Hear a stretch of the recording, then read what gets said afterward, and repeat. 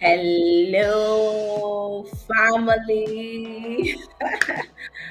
I'm so excited to be here back in the space and so refreshing to share with you in Life Unscripted, where we show you how you become a student for life over academic session in order to achieve optimum and sustainable success. If it is your first time on my channel, hit that subscribe button as well as the notification bell to get a notification when the next content drops.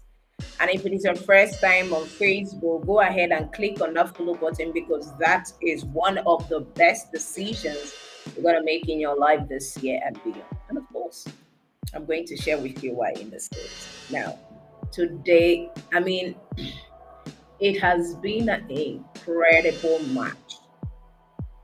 When the new month starts, you tend to say, oh, we march on. There is a whole lot of energy. But there are shocking lessons that this particular month actually taught me. And that's what I want to share with you.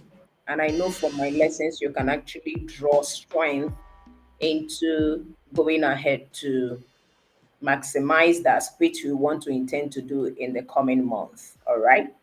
So, great. The first thing that Match actually taught me is that motivation doesn't necessarily need to be positive words, nice word. Motivation has to be something that provokes you and give you reasons to go for more. There was a time I went for a speaking engagement and I told them something that I don't believe in motivation, that I believe in education. Why? Because even when you are motivated, right? You feel good at the moment. But after that particular period, because you are ignorant of the subject matter, no matter the motivation, it can never be substituted for education. So it's better I get educated about a particular subject matter than someone motivated me that you can be more, and then I don't even know how to be more, right? But all of a sudden, a particular experience came to me that really got me pissed off. And so that particular experience that got me pissed off rephrased me back to my definition of passion. Because passion is always an emotional attachment, and most people see it as something you like. But I always see it as also something you hate because all of them, they are all emotions. Something you're afraid of, something you doubt, something that has emotional attachment to. Whatever you like it, you hate it, you're afraid, you are irritated by it, whatever the case is. So that particular incident actually annoyed me to the point that I made a decision that come what may, I am going to develop myself to a point whereby I will not be able to receive this kind of insult and I will not be able to entertain this kind of negative things in my life. See, let me tell you, that decision, I made it second week of March. And ladies and gentlemen, as I'm speaking with you, I don't even know how to explain it, but I don't know where the level of my patience, that virtue of patience, came from that is helping me go through another transited level of process. And every single day, I have an experience that truly success is in the process. The rate at which where my confidence has been now has changed. And so, what am I trying to say? Most times we come in the online space looking for people to motivate us. Now, I've been able to realize that motivation is not all about when people say nice things to you. It can be those ugly experiences, ugly circumstances that are forcing you and compelling you to be the best. It can be your motivation. One of the things that made me to be the best, I told myself that I am, because at first, yes, I made a first class, but at first I didn't even know the value of it. So I just came. I already know that when you get into the university, there is no first position, just like primary and secondary school. So whatever that happens, at least I will graduate with good results. But something happened in my second year. Of course, in my 100 level, I got a I didn't get up to 4 point in my CGPA. So in my second level, an experience happened. And then a particular person that was my friend was now giving me a motivation to tailor me into my bad situation because I had financial crisis. And so even most people in my department connived and was conspiring against me.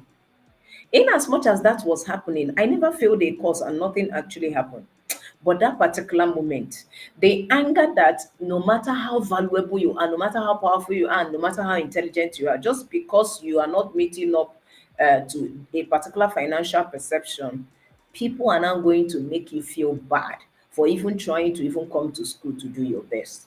So I told myself that I will never tell anyone what I'm going through, and I'm going to go through this and actually graduate. My mom had to go through a lot of things for her to see me through school.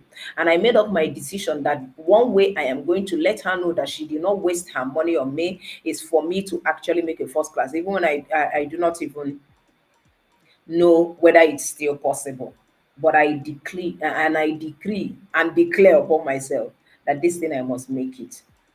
And so from my 300 level first year, some things began to change. I hardly get to see the B's are on a high note, and the B's are always smaller than the A's. So I made sure that in all of my papers, if they are nine, there was even a semester I got all A's, right? So it was crazy what really changed because I made that decision out of that negative experience. And that negative experience gave me the motivation to take that decision. And so that decision actually compelled me to even unleashing the powers. And so I agree with my mentor when he says that challenges are what demand your best. So most of the times we think that motivation is all about painting positive words. It's also using those ugly experiences as your reason to actually make it right. So sometimes allow those things to come because they challenge you to be able to deliver your best. I hope that makes sense. So second thing that match taught me was that I should never call nations. You know, we have this particular emotional thing about we want to be trailblazers, we want to change the world, we want to do all of these things. Yes, they are good desires, but there is a process to it. So I learned in the month of March that never, never call nations to come to hear you or to come to you because of your desire to change. Let them come because you have stayed in the discipline of learning, and by extension, what your growth can be able to do to attract them to you. So it is no longer about because you desire it, you now. That's why when we even started out, we'll start reach out to people, do this, do that. You will see that you pay less attention to growing yourself because all of your activities are prone to external forces. So what really happens is that you now put more energy in bringing people to you when you don't have sufficient time to learn so that when they come, they stay. That's why most times I tell people it is not enough to get connected. It is good you build the character for the connection to stay. So when you are able to get contacts, how do you make them connections? How do you maintain the relationship? How do you keep making it current by your investment? Right? It depends on what you're. That's why so many people gathered followers because they don't have the quality content to sustain them there. Some of them have left them. So please take your time to go through the process. The world will hear you by virtue of your growth. And when you go through the process of growth, you will find confidence in yourself rather than things. And then when things are coming, you know that you are by merit getting them. Now, most people don't even know what I do in the inner space. Speaking engagement, I have them back to back in March. Their international organizations came around, they paid in dollars. Nigerians, African countries came around. You know, I conducted and helped female people based on their relationship concerning the International Women's Day. A lot of things happen behind the scenes, and I know lives are transformed. Many of them are even asking for more. Why? Because the first content I drop in that speaking engagement compel them want to be in my space. So over time, we should always focus on growth, regardless of our desire to change. In our next episode, I'm going to tell you the third one, which is the climax. I hope this makes a lot of sense to you, and I will see you in the next one. I still remain your friend, and you're going to get Edupreneur founder of the Confident Global Champions, Mrs. Chioma Kalinda Feshima. And until I come your way again in the next series, don't forget that life is unscripted. It only takes the discipline, your discipline of a pen and a paper to write or rewrite your script, because there are defining moments and there are redefining moments. Till then, I'll share the third one in the next episode. Bye for now.